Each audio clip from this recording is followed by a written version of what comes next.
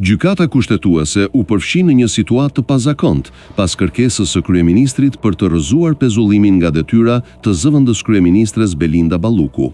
Brenda pak orësh, njoftimi zyrtar për shtyrjen e seancës u ndryshua 2 herë, duke krijuar dyshime mbi arsyet e vërteta të këtij veprimi.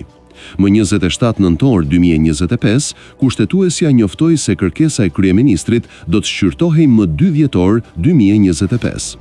Në njoftimin fillestar thuhej se gjyqtarja Marsida Xhaferllari, e caktuar rishtas në kolegj, kishte marrë aktet vetëm pas ditën e 26 nëntorit, ndaj nuk kishte kohë të studionte sipas nenit 24 që kërkon minimum 2 ditë afat.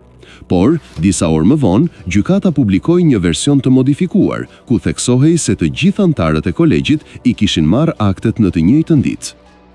Ky ndryshim ngriti pikpyetjen e parë përse Xhaferllari justifikoi shtyrjen vetëm me vonesën e saj personale, kur në fakt edhe 2 gjyqtarët e tjerë i kishin dokumentet në të njëjtën kohë.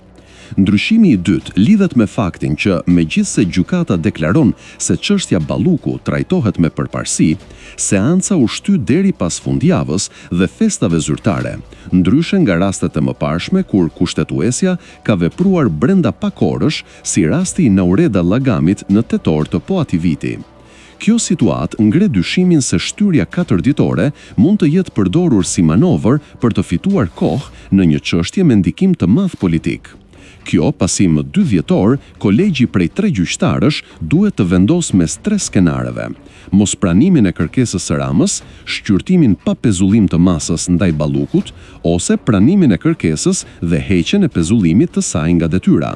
Çdo vendim ka peshë të fortë në ekuilibrat politik dhe institucional, ndërsa perceptimi për mungesë transparence në njoftimet zyrtare pritet të nxjisë debat të ri publik mbi pavarësinë e gjykatës kushtetuese.